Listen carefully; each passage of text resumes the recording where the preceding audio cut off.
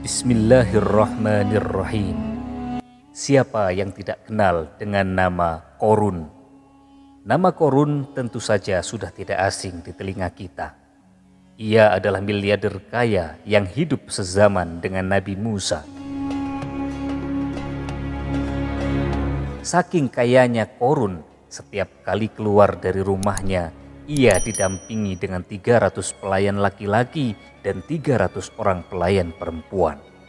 Tak cukup itu, Qorun juga dikawal oleh 4.000 pengawal yang diiringi 4.000 binatang ternak. Ditambah 60 ekor unta yang khusus membawa kunci-kunci gudang penyimpanan harta kekayaannya. Itu dilakukan semata-mata sebagai bentuk kesombongan bahwa dialah manusia paling kaya, paling terhormat dan memiliki pengikut setia. Ia lebih mulia dibandingkan Nabi Musa alaihissalam. Orang tentu saja akan penasaran jika pengawal dan pembawa kunci gudang kekayaannya sebanyak itu, lalu berapa banyakkah harta yang dimiliki Qarun yang disimpan di dalam gudangnya. Maka tak heran jika sampai sekarang banyak orang yang mengistilahkan rezeki yang tak terduga-duga dengan istilah menemukan harta Qorun. Kisah tenggelamnya Qorun beserta seluruh hartanya mungkin sudah pernah kita dengar. Kali ini kita akan membahas dari manakah sumber harta kekayaan Qorun yang sedemikian luar biasa. Dari sana kita akan mengetahui bahwa di balik kekayaan Qorun ada campur tangan Nabi Musa alaihissalam. Lalu di manakah Qorun dan hartanya ditenggelamkan dan menjadi apa tempat itu saat ini? Siapakah Qorun dan bagaimana kisahnya dengan Nabi Musa? Qorun sebenarnya merupakan kaum Nabi Musa. Ia adalah umat Nabi Musa yang taat. Banyak yang mengatakan dia adalah saudara Nabi Musa. Ia masih berhubungan sepupu dengan Musa. Tidak hanya memiliki banyak harta, Qorun juga termasuk orang yang cerdas dan berilmu. Ia menguasai ilmu duniawi dan ilmu ukhrawi, dunia dan akhirat. Tercatat bahwa Qorun adalah ahli di bidang kimia. Dirinya tercatat sebagai ahli kitab Taurat setelah Nabi Musa dan Harun. Kepandaian Qorun dalam ilmu agama membuat dirinya sering disebut dengan Al-Munawwir atau orang yang memberi cahaya dan penerangan.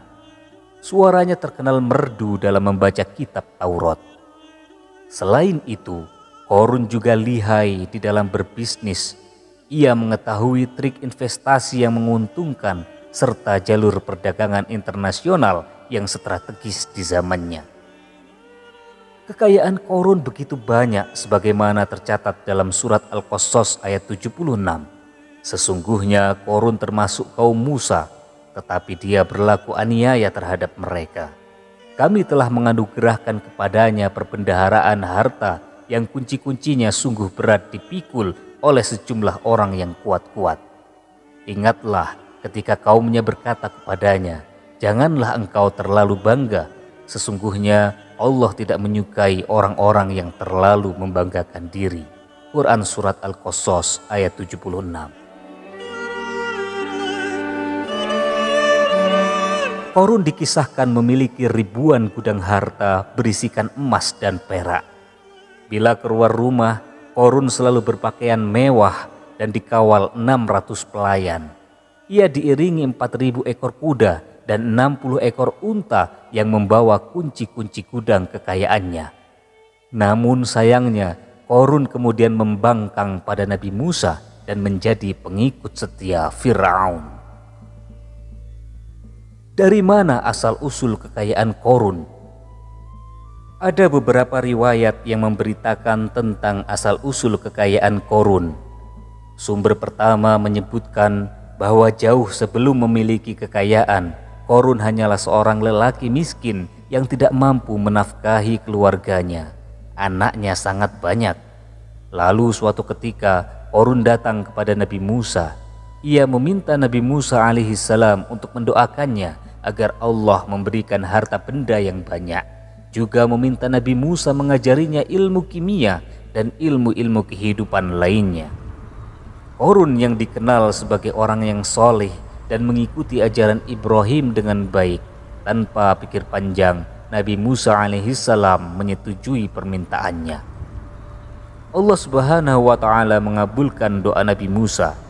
Qorun diberikan kecerdasan lebih dan menguasai ilmu yang telah diajarkan kepadanya. Qorun menguasai teori dan praktik pembuatan emas, permata, dan beragam perhiasan mewah lainnya. Ia juga pakar dalam ilmu arsitektur, perancangan bangunan, penataan kota, dan lain sebagainya. Tidak lama setelah itu hidupnya berubah. Qorun pun hidup dengan bergelimang harta. Ribuan gudang yang dimilikinya penuh dengan emas dan perak. Namun sayangnya keberuntungan ini yang didapatkannya membuatnya gelap mata. Qorun mulai hidup dengan penuh pamer, dengan penuh sombong dan angkuh. Kekayaan yang diberikan Allah Subhanahu wa ta'ala membuatnya lupa dengan Sang Maha Pemberi. Dikisahkan Qorun selalu memamerkan harta kekayaannya dengan mengenakan pakaian mewah. Ia selalu dikawal dengan 600 orang pelayan. Tak cukup itu, Qorun juga dikelilingi oleh 4.000 orang pengawal yang diiringi 4.000 binatang ternak, ditambah 60 ekor unta yang khusus untuk membawa kunci-kunci gudang penyimpanan harta kekayaannya. Jika pengawal dan pembawa kunci gudang kekayaannya saja sebanyak itu, lalu berapakah total kekayaan Qorun? Kekayaan, popularitas, dan nama besar ternyata membuat Qorun merasa lebih terhormat dan mulia dibandingkan Nabi Musa. Ia pun akhirnya membelot dan durhaka pada Musa. Ia mengingkari janji-janjinya dulu dan beralih menjadi pengikut Fir'aun yang setia. Loyalitas Qorun terhadap Fir'aun membuatnya diangkat menjadi kepala mandor yang membawahi ribuan pekerja. Dikisahkan bahwa Qorun bersikap semena-mena terhadap para pekerja. Ia tega memotong upah mereka. Ia melakukan korupsi demi membangun istana dan kemegahannya sendiri, dan untuk membangun gudang-gudang penyimpanan harta yang telah ia kumpulkan jauh-jauh hari sebelumnya. Qorun enggan membayar zakat ketika Nabi Musa alaihissalam menagih zakat yang diperintahkan oleh Allah untuk ditunaikan olehnya. Ketika Qorun dimintai zakat, ia langsung marah dan tidak memberikan sedikit pun kekayaannya. Lantas apa yang dipikirkan Qorun? Dia berpikir bahwa harta kekayaan yang dimilikinya didapat dari hasil kerja dan usahanya dan tidak ada kaitannya dengan siapapun termasuk Allah Subhanahu wa ta'ala. Janji Qorun untuk lebih taat beribadah dan membantu sesama jika diberi kekayaan oleh Allah ia lupakan. Dia mempergunakan kekayaan tersebut dalam kesesatan, kezaliman, dan permusuhan sehingga membuatnya menjadi sombong dan terlena. Orang-orang beriman pada masa itu sering menasihati Qorun untuk bersyukur atas nikmat yang telah Allah berikan. Tapi dia tidak mengindahkan nasihat tersebut. Dari sikapnya tersebut sudah jelas sekali bahwa Qorun tidak membutuhkan nasihat kebenaran. Bahkan merasa tidak takut dengan ancaman Allah. Sebab Qorun merasa sudah memiliki segalanya. Dirinya hebat, pintar, punya banyak pengikut setia, punya banyak pengawal dan keamanan, dekat dengan Raja Fir'aun, dan punya banyak harta. Qorun berkata, "Sesungguhnya aku mendapatkan harta ini karena ilmu yang ada padaku." Sangat sombong. Ia merasa hartanya didapatkannya sendiri tanpa campur tangan dan kehendak Zat yang Maha Kaya, Allah Subhanahu wa ta'ala. Apakah Qarun lupa ataukah ia tidak tahu bahwa Allah telah membinasakan orang-orang sombong sebelumnya yang bahkan lebih kuat darinya, yang lebih kaya darinya, yang lebih banyak pengawalannya, lebih kokoh dan tak terkalahkan dibanding dirinya. Karena terdorong sifat kikir dan angkuh, maka Qarun membuat rencana untuk melakukan tipu daya agar dia terlepas dari kewajiban membayar zakat. Dia ingin menjatuhkan nama baik dan citra baik Nabi Musa. Kemudian dia mengumpulkan tokoh-tokoh konglomerat Bani Israel.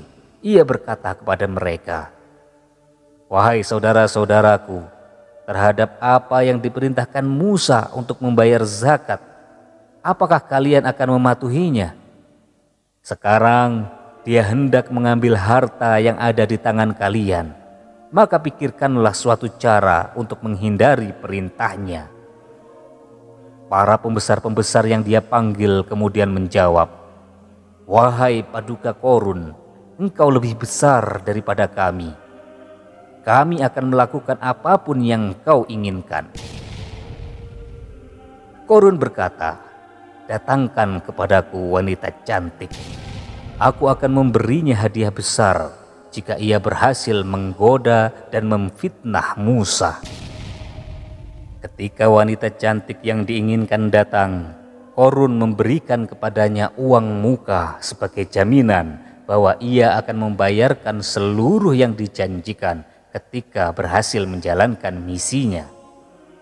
Bukan hanya itu, Qarun pun berjanji akan menjadikan wanita ini sebagai istrinya. Keesokan harinya, Qarun mengumpulkan Bani Israel. Setelah itu, Qarun menghadap kepada Nabi Musa seraya berkata, "Orang-orang menanti kedatangan Anda, sampaikanlah saran dan nasihat kepada mereka." Nabi Musa kemudian keluar dari rumahnya. Ia mulai menyampaikan nasihat kepada umatnya. Di antara nasihatnya beliau berkata, "Barang siapa yang mencuri, aku akan memotong tangannya. Barang siapa memfitnah, aku akan mencambuknya sebanyak 70 kali. Barang siapa yang tidak mempunyai istri dan dia berbuat zina, maka aku akan mencambuknya sebanyak 70 kali.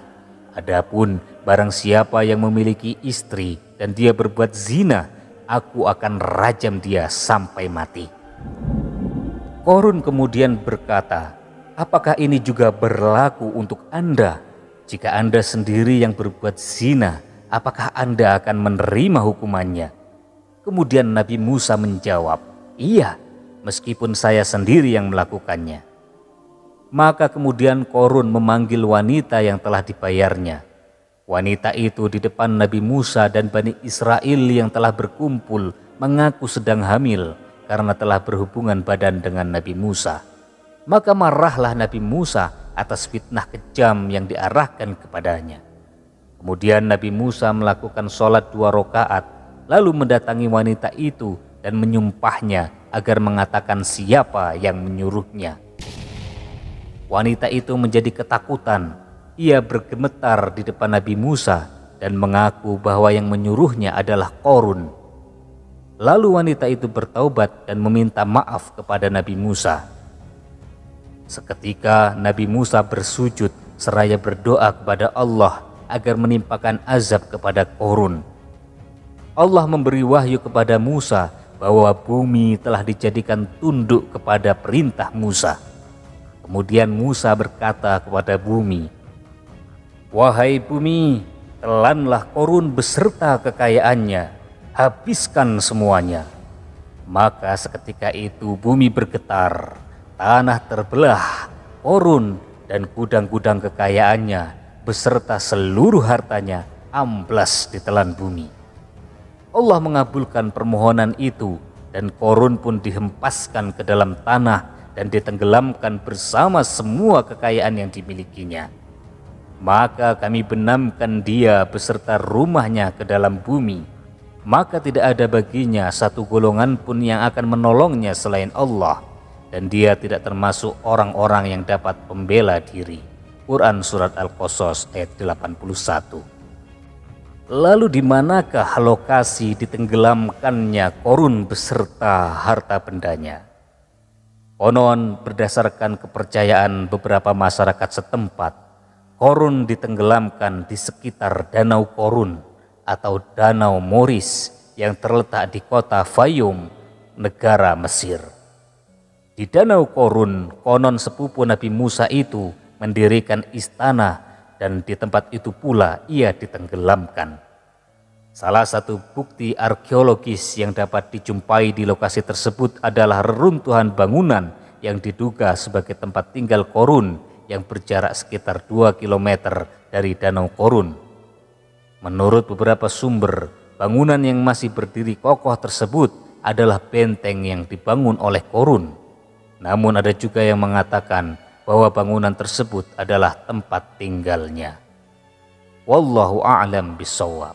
Semoga kita semua dijadikan orang yang Allah mampukan menjadi orang kaya, namun tidak seperti Qorun, tetapi seperti Nabi Sulaiman yang dengan kekayaannya semakin bertambah keimanannya dan semakin mendekatkan diri kepada Allah Subhanahu wa taala. Wallahu a'lam bishawab. Assalamualaikum warahmatullahi wabarakatuh.